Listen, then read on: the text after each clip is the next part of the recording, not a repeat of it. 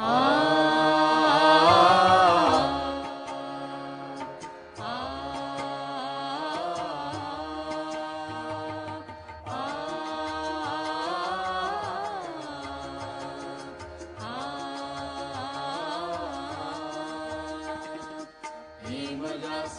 भजे गणेशमीशनन्दनम् एकदन्तवक्रतुण्डनागयज्ञसूत्रकम्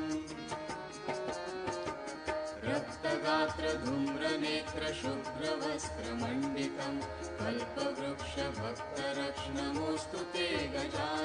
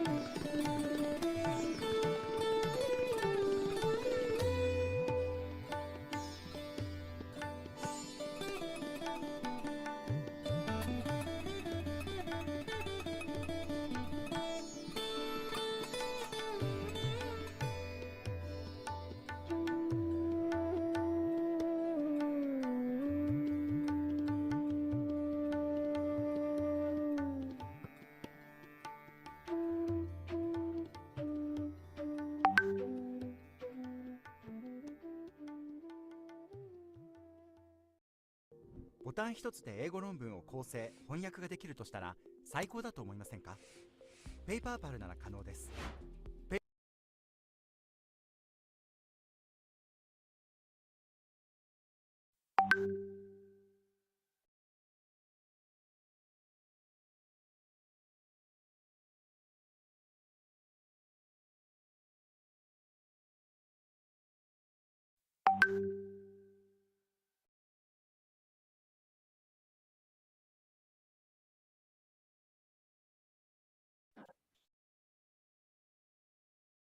Jai Shri Mataji, brothers and sisters from the global Sahaj family. Salam sejahtera dari Malaysia. Before we proceed our session today, allow us to welcome some yogis who are joining us for the very first time. We hope and pray that you will continue to join us every week to strengthen our collectivity. Let us now bow and welcome Shri Mataji into our hearts with utmost love and respect for our Divine Mother, the Mother of the Universe, the Supreme Goddess, Sakshat Shri Adi Shakti Mataji, Shri Nirmala Devi Namo Namaha. For the divinity within us, for ourselves and our fellow Sahaj family, and mankind in general. Now, with our hands folded and with utmost reverence, we will pray to our Holy Mother, Param Puja Shri Mataji. We, your children from across the world, humbly seek your permission, blessings, guidance, and protection to have this global online meditation. Shri Mataji, it is only by your divine grace and blessings that we are able to gather every week to worship your holy lotus feet collectively. And we sincerely thank you, Shri Mataji, for this wonderful opportunity. Shri Mataji, verily you are the doer and the enjoyer, and we, your children, do nothing at all. Our only desire, Shri Mataji, is to please you, to be completely surrendered at your holy lotus feet, to be a humble instrument, to spread Sahaja Yoga and Vishwa Nirmala Dharma to every nook and corner of this world. Shri Mataji, our humble salutations to you at your holy lotus feet again and again from all your children. Today, dear brothers and sisters, we are indeed honored and privileged to have our dear brother, Brother Nicholas Granby from Sussex, south of England, to share his beautiful experiences with Shri Mataji and Sahaja Yoga, since he has been practicing in 1987 onwards. Brother will then take on the meditation after the experience. Today we will start with the experience sharing and then do the meditation. Let's enjoy the bliss and welcome our dear brother, Brother Nicholas Granby, to lead our session today. Over to you, brother. Jai Shri Mataji.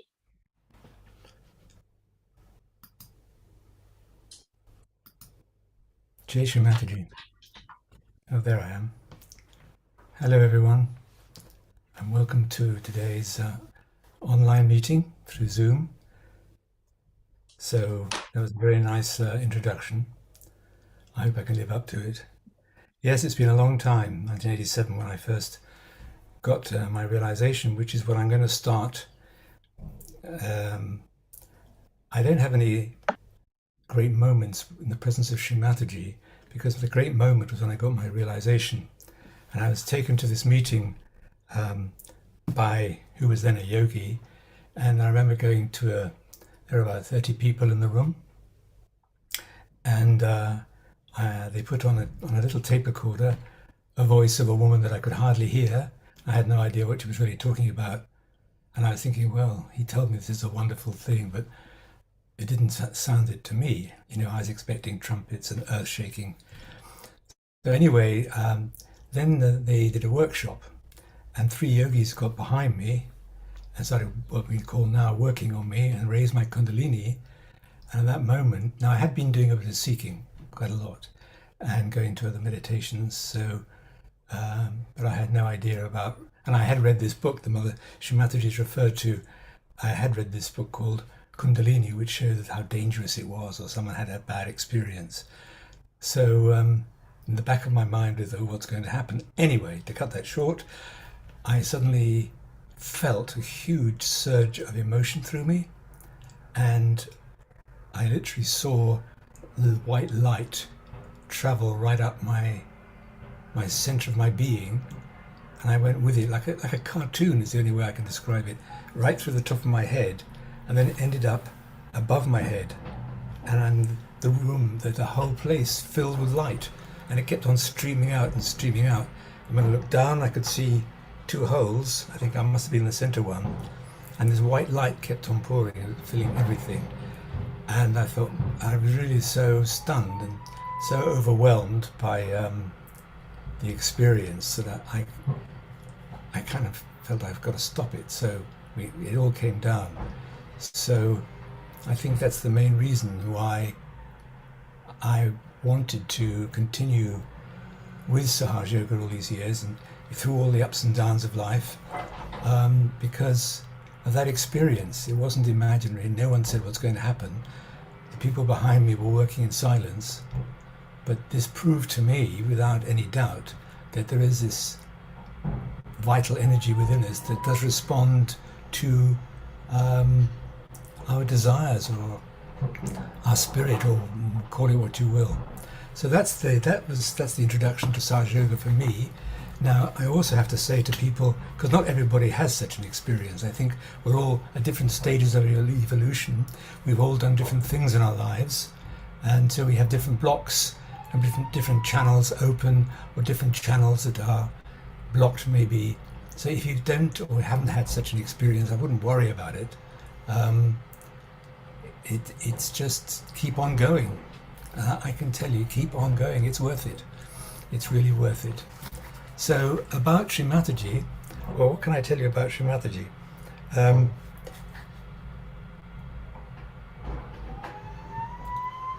One memory that comes to me, I don't know how many know about this, but Shri Mataji, when she was giving many programs, which she gave endlessly, at the end of the day or at the end of a puja, she had absorbed so many vibrations that she couldn't get rid of them.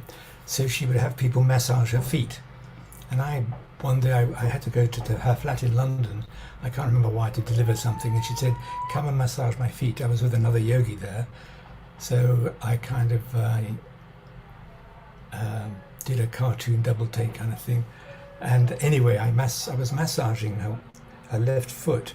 And all I can say is that I felt I was massaging tectonic plates, the plates of the earth, as it were. That it wasn't a foot I was holding, it was something kind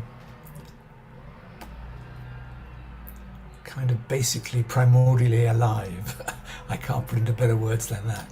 So that was, and in the meantime, Shri Mataji was just chatting normally about God, this and that and the other, as though we were choosing shoes or something. So she did tend to speak very matter-of-factly about things that used to stun us into. And talking about being stunned, the other quality that Shri Mataji emitted apart was her vibrations. So you would get near. She was a very small lady and spoke very softly. But then you'd find in her presence that you'd gone thoughtless. You couldn't think anymore. This little voice inside our heads that doesn't stop just wasn't there anymore. And that was one of the most enlightening, truly enlightening moments. And you realize the extraordinary energy that Shri Mataji emitted around all the time that confounded your thoughts, your feelings, your whole being, and who you were. So I remember another experience where I really came to, I suppose admire is one of the words, because you admire someone for what they do, and Shri Mataji did so many things and so effortlessly. But in Ganapatapuli in India, one India tour, she started giving presents. Now, all the Western yogis were asked to bring presents to give to the Indian yogis, from little children through adolescents, teenagers, young people, and on and on. So we all came with bulging suitcases full of presents, toys, gifts, all kinds of stuff from all the countries.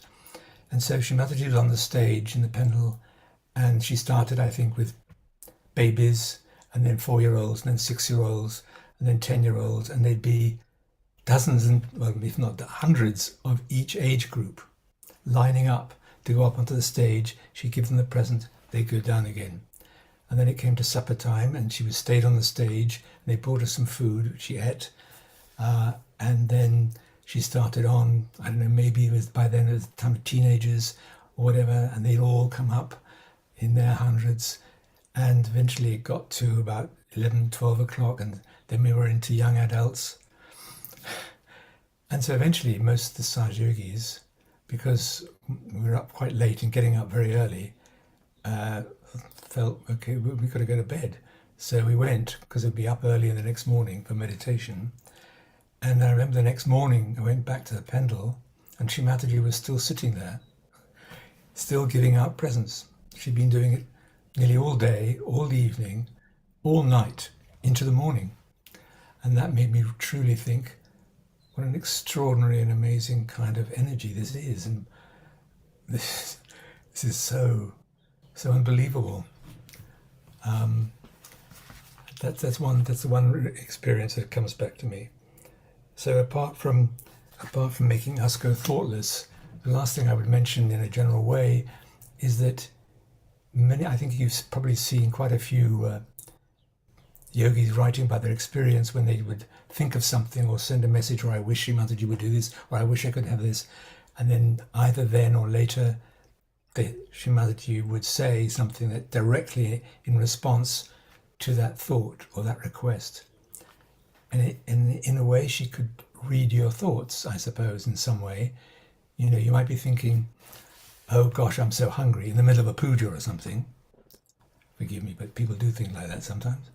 And then somewhere in the talk, she would talk about overcoming our habits, our conditionings, our need for food, things like that. And people would go, wow.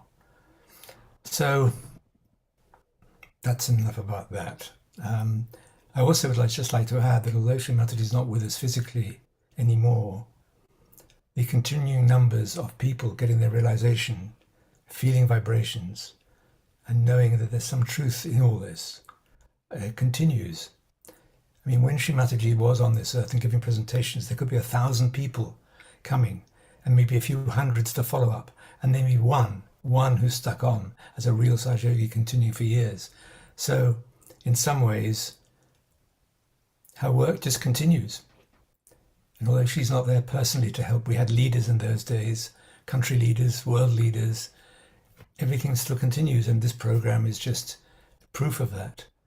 And those who can, and Zoom, even though it comes through this terrible epidemic, is the most extraordinary union of the worldwide collective, because we can transmit and feel vibrations through this computer screen and the ether. Right, so I'll bring my my experiences, if you like, to a close. And what I'd like to do this evening is we're going to sit for a few minutes doing a calming down meditation. It's at the end of a day for some people, the beginning, I don't know where everybody is, but the middle of the evening for some people, and the beginning of the morning for others. So we're all in different time zones.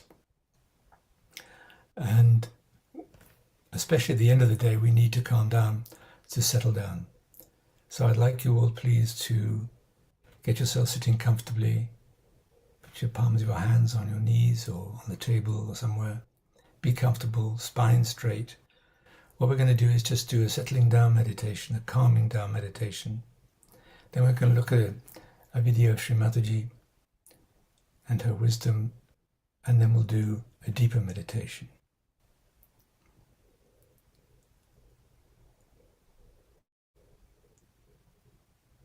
So just relax yourselves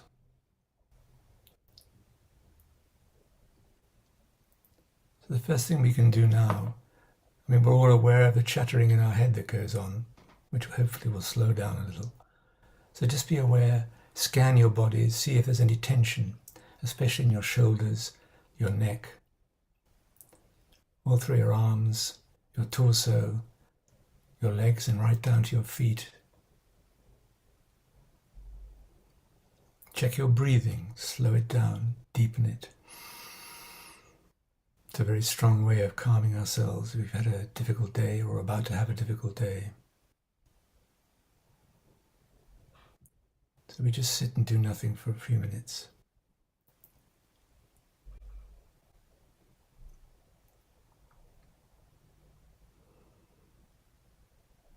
And you all probably heard that when we sit down and be quiet, our ego, our mind goes, oh, I've got to tell you about this, and you didn't do that, and you should have done that, and you've got to do this, and I wouldn't do that. And so this voice goes on, because when we sit down and be quiet, it's got absolutely no problem in contacting us. But we have to go above that. And as Shri Mataji recommended, watch one thought rise, and then it falls. And there's a tiny gap between that and the next one. So we try and go into that silent gap. And it rises and another thought falls, and we try and go into that gap. We can also say to this thinking, not this, or I forgive this thought. Because we can't stop it. The more we push against, the more it pushes us to us, but we can take our attention away from this thinking, this voice that always wants to be heard.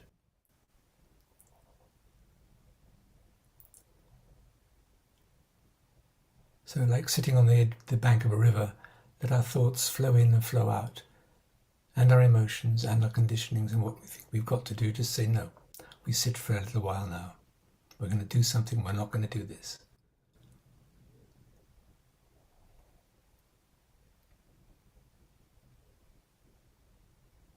You are devoting this time to yourself, which is not selfish, but if we are strong, we can then help all the other people and events and atmosphere around us.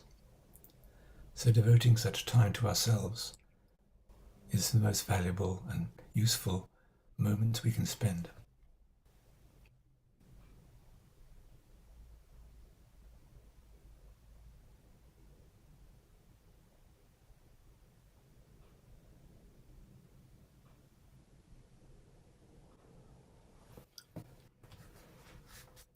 And most of you have seen the chakra chart, so you all know the 3 channels, the vertical channels.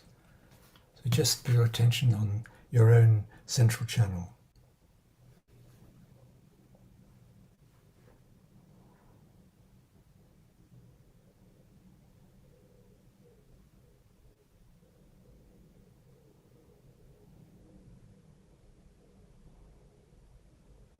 That line that runs right from the base of our spine all the way through our being, right up through our head and up to the top of our head.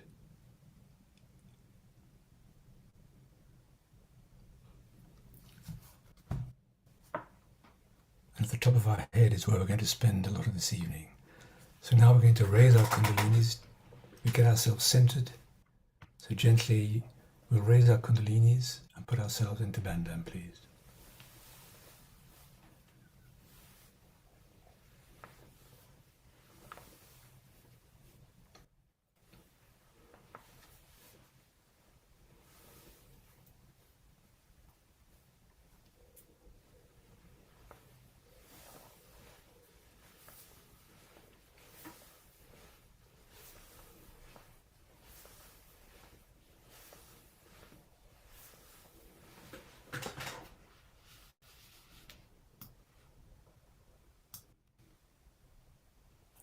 So now just sit for a moment with our attention to the top of our head.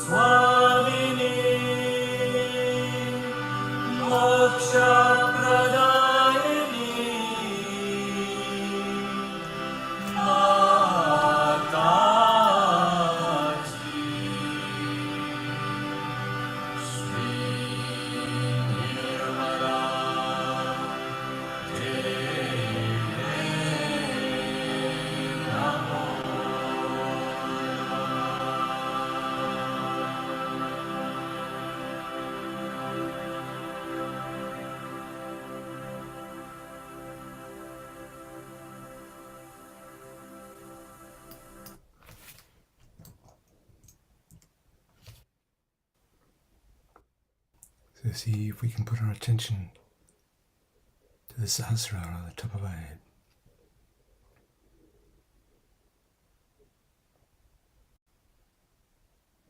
Check our breathing again. Deepen it, slow it down.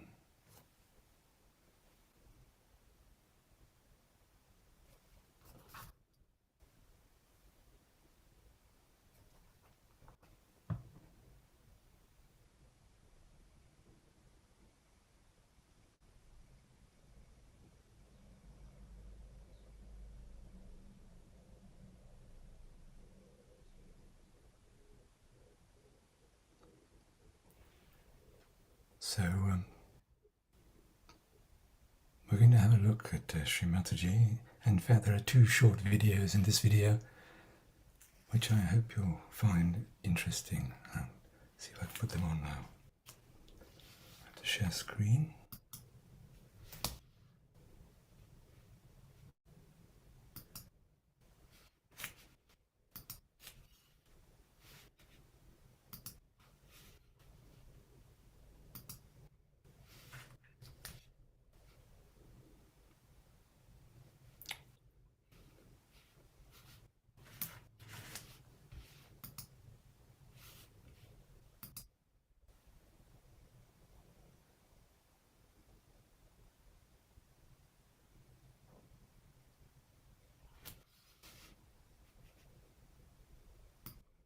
So we have to give up our misidentifications with our previous styles of life, previous types of living, previous type of executing any work. And we have to understand that we are not to plan. This house is built for me. I am the power behind the whole universe. So you don't have to plan. You just start off. But once you start planning, then you depend on yourself, which is a very limited thing. You just start planning and you are left behind. You just get to it. When you start thinking of any problems and all that, then you are lacking behind. Just start off and everything will come forward. You find everything. It will be all there just before you, before your eyes. Like the other day they said we don't find a wood we need very much of a particular thickness.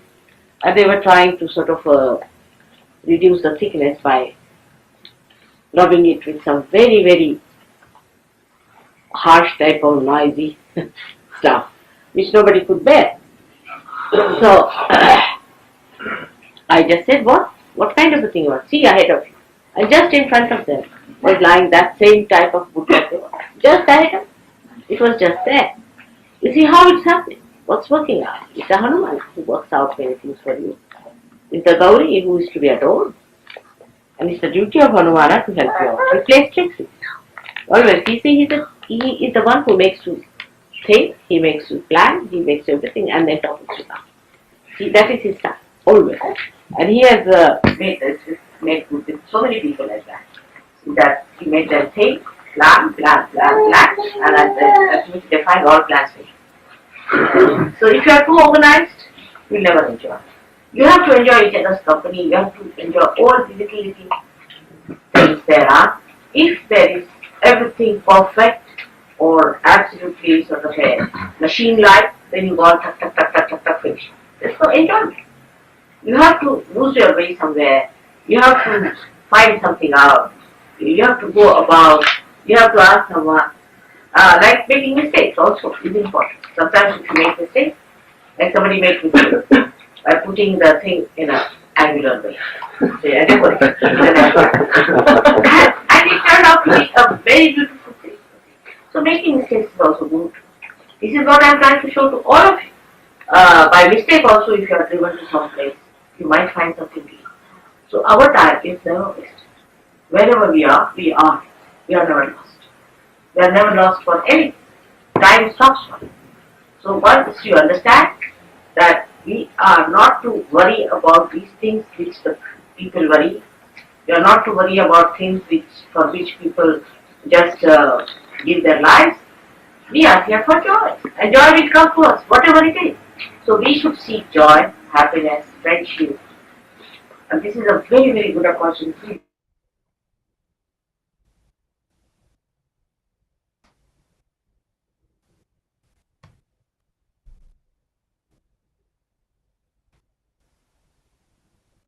People have ideas about sympathies, ideas about being kind to others and be compassionate to others. But what is a human compassion? It doesn't do anything, it just talks. Why? God's compassion works. It works.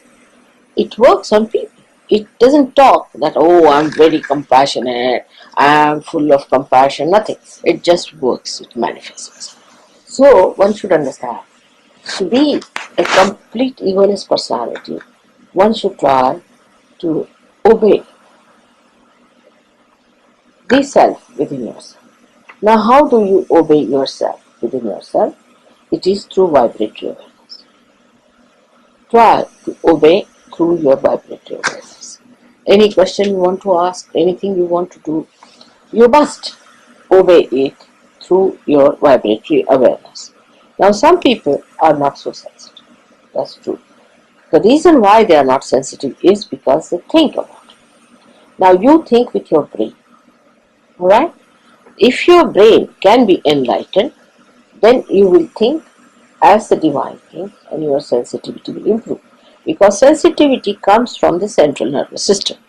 Now, in the central nervous system, if there is any blockage, it is actually in the brain. Because all the centers are represented in the brain. So, the best thing is to say that, Mother, come in my brain. Please reside in my brain. Please make your room in this brain. You be the controller of this brain. Let this brain be guided by your divine wisdom. And you don't think for yourself. And this word I think should be dropped completely from surgery. I think means goes on, funny ways. It can be anything, Like once we went out and we had one of my very stupid relations staying with us, a girl.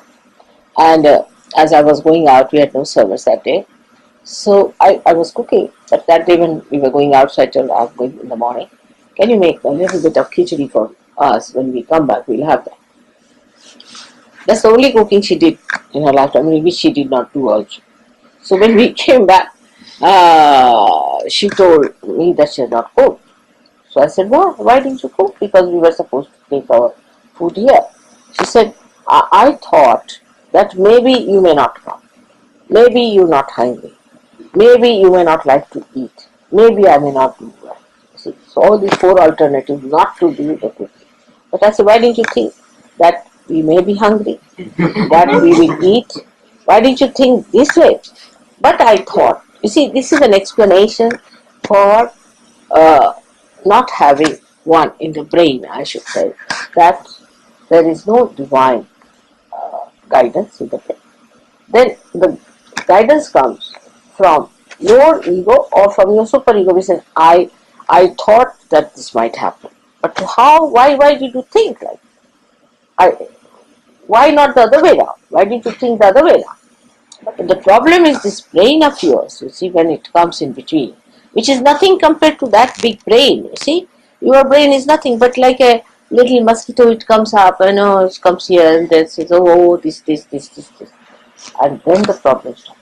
But if you really start using His power within you, God has made you as the best instrument that you could think of. And as you start using your instrument with that wisdom and surrender on humility, gradually it evolves more and more and more, and you start developing more sensitive sides, or we can say evolving a new method in this and getting a better and better understanding of the working of Sahaja. So it is important that first of all we must decide to stop the brain working too much and say that Mother, you be in our brain. Thank God I am before you in first. It's not difficult. Just say that Mother, you have to be in our brain. Now this brain is, as you know, is supported by the five elements. They all are in this brain. And if you can somehow or other bring me in that brain, somehow or other, by telling your brain now not to disturb you anymore, you'll be amazed that immediately the whole system will start working like a timer. It will be such a sensitive thing, you don't have to worry about anything, you don't have to think about it. You touch anything, it becomes cold, sort of thing. You see, become Midas touch. It's become such a great thing. But that is to achieve is difficult for them. They find it difficult to achieve that kind of a perfection where you lose completely ego and you become egoless. Like the fire, the Mother Earth, like all other elements. They have no ego. It's only human beings who have built the ego. And the ego is such a big myth. Of course, when you don't do anything, why should you think you are doing something? And why should you be responsible for doing anything? But the thing is, we think that no, it's not God. We have to do this. And I have to decide. You see, it's just we play tricks with ourselves. Morning till evening, spoiling our brain, absolutely becoming mad. Best thing is to surrender and see the things will come before you. You'll be amazed. Oh, how it has happened, how it has worked out. The other day I told just Kerry, you better go and register yourself. She said, Mother, the university has closed down its dates. I can't register. It's very difficult. I said, all right, I have said it to go. Then she telephoned, they said, no, it's impossible, you just can't do it, but if you want, you can come and see. And as she walked into the university, in the office, they said, oh, come on, you are registered.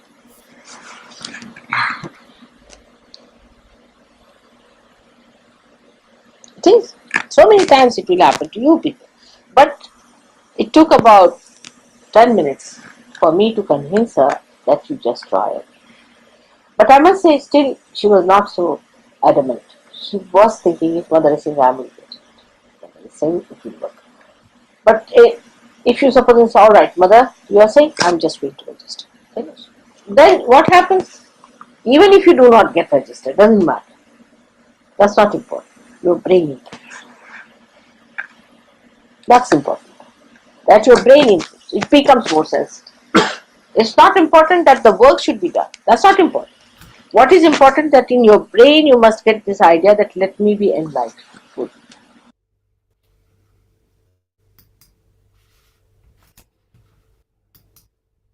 So let's just sit quietly with our eyes closed. And we'll now do some meditation.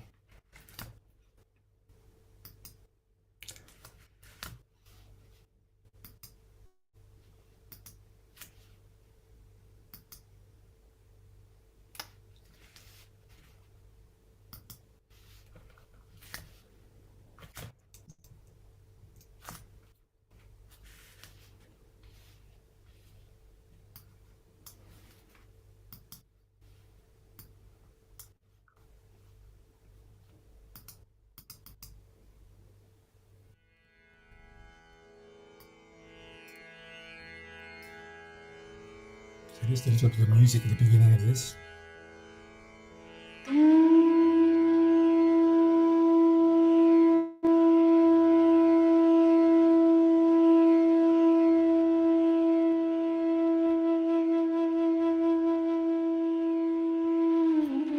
So we've all heard of Mother, please come into my heart. And it's not so common that we hear come into my brain. And first of all, we can just sit and reflect for a minute. The first video where she really wanted us to refrain from planning too much.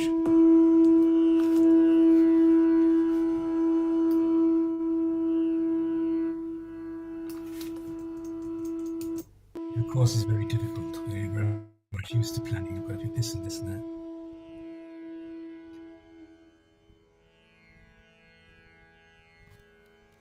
The idea of stopping our planning is to become more sahaj, more spontaneous, more trusting in our inner energy to guide us.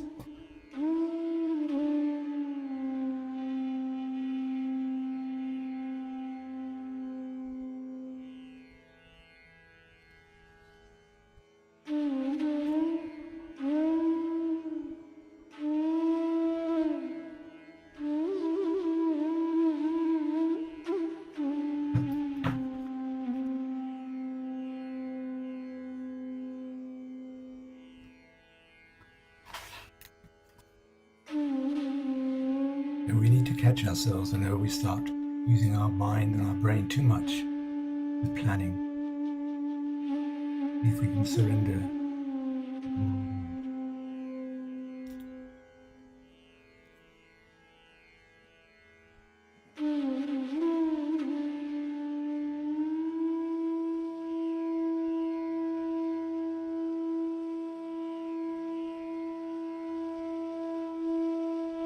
That is when Shri Mataji referred to, we can obey ourselves.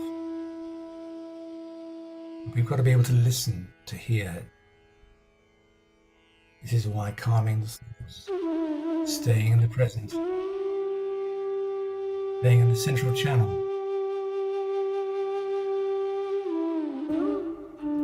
is so important.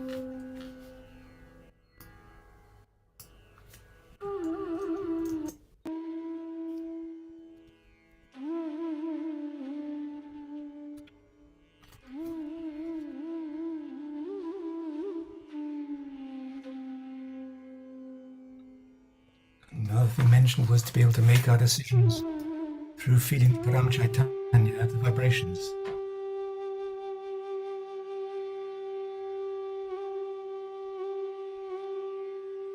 Rather than through our logic or our mental process.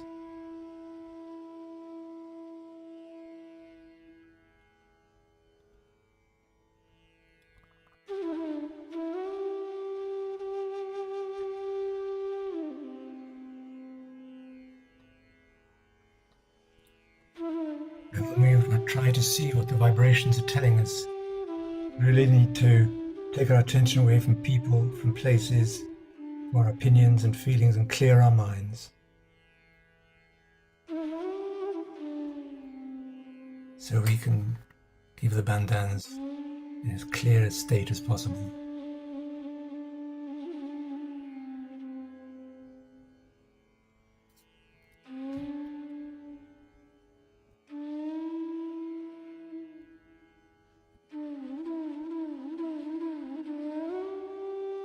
So we can ask, Mother, please come in my brain. Enlighten my brain.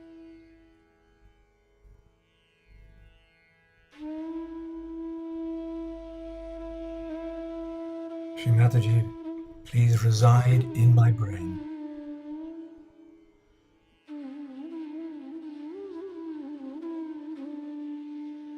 Let me be guided by you in my brain.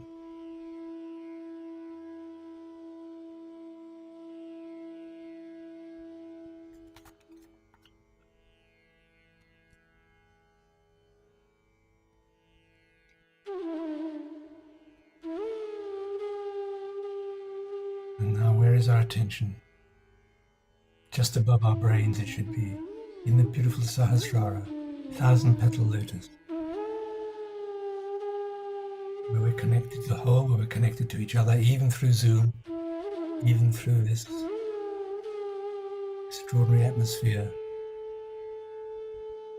the ether.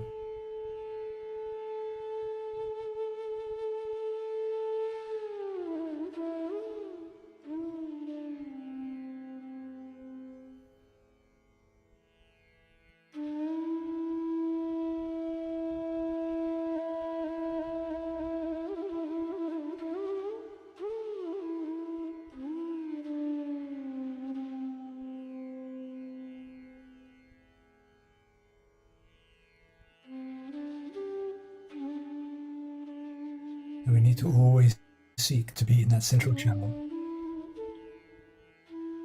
We can move our attention wherever we like, of course, to clear chakras or the nadis, channels. For meditation, we really need to see if we can keep our attention above the head. This helps the Kundalini rise. The more we can feel the Kundalini rising, the stronger the vibrations. The more we feel, the easier she is to rise.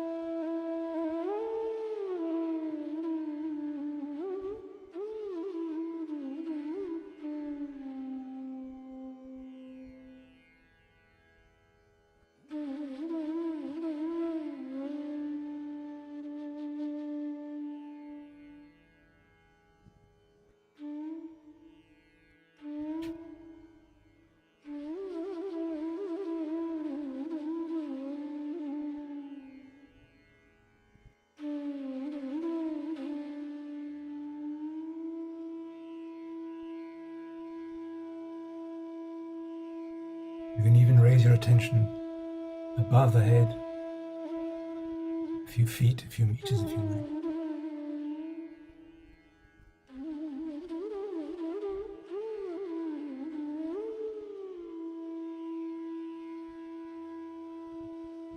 So we'll sit in harmony and tranquility for a few more moments. We can surrender ourselves at this moment, our lives, our thoughts, our emotions, our conditionings, what country we're from, where we live, our families.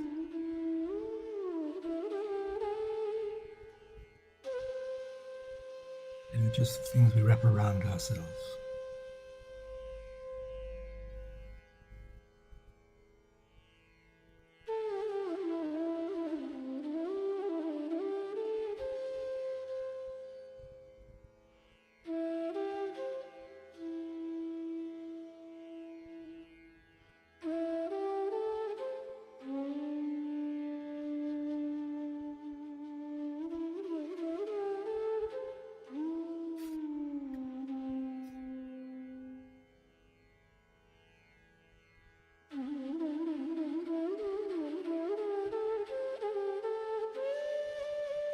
And if you need to, we can always just put our right hand at our front, level with the base of the spine, and just raise our right hand up the central channel, just to help the Mother Kundalini rise if she needs to.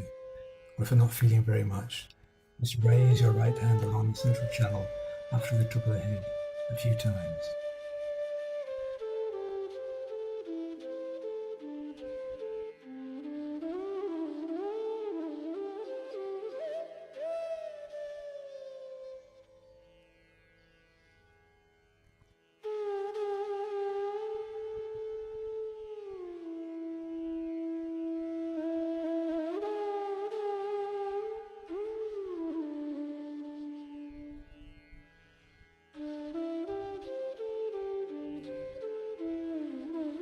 So as we're going deeper, we're also going higher.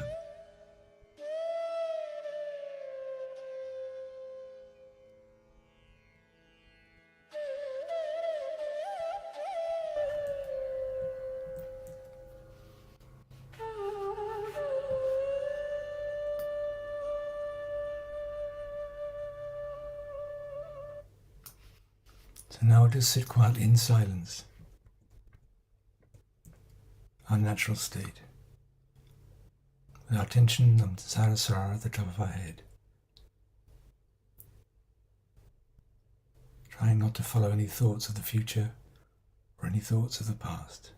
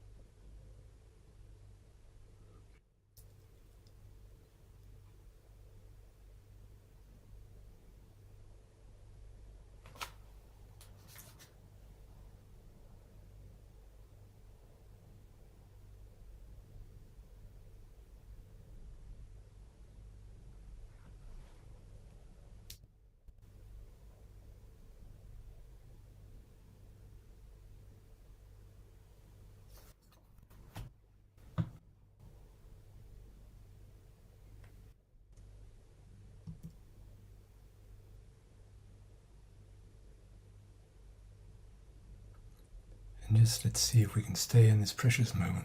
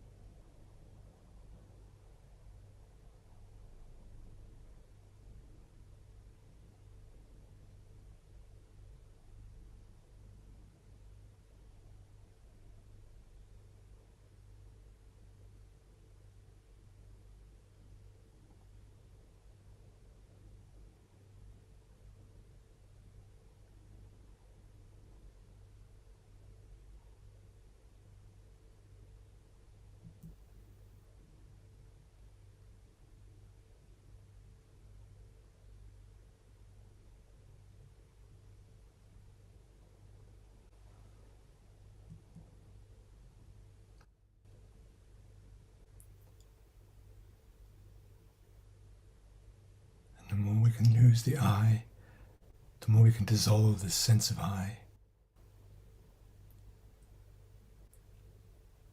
the more we don't need our thoughts or our worries or our planning,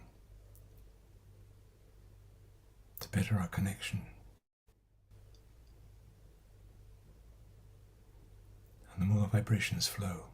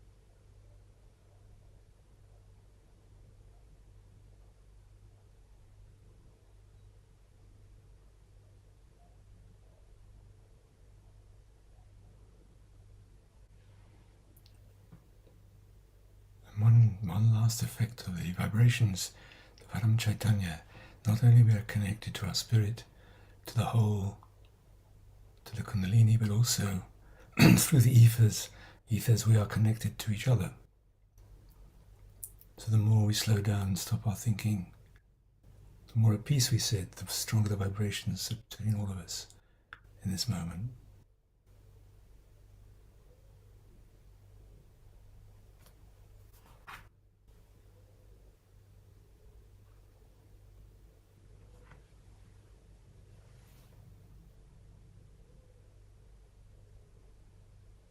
Again, just check, where is my attention? Our attention does not like to sit, does not use to sitting quietly. It always wants to badger us and tell us this or tell us that or show us this. Just check where it is and bring it gently back to the top of our heads.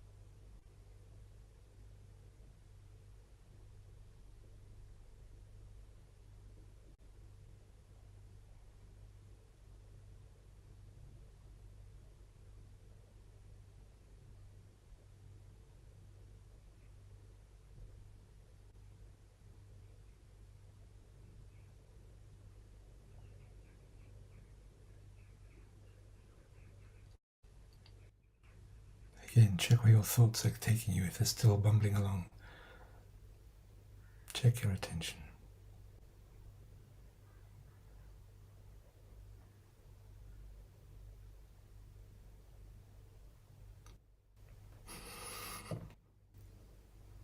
So what we're going to do now is stay in the meditative state. And we're going to raise our kundalinis and put ourselves in bandhan while we're in meditation. If you want, you can keep your eyes closed. And for those who want to, we'll just continue meditating for as long as you want, or you can open your eyes and just sit quietly with your hand. The hands are on your laps and conscious of our surroundings. So we'll now raise our kundalinis, please, and put ourselves in bandhan.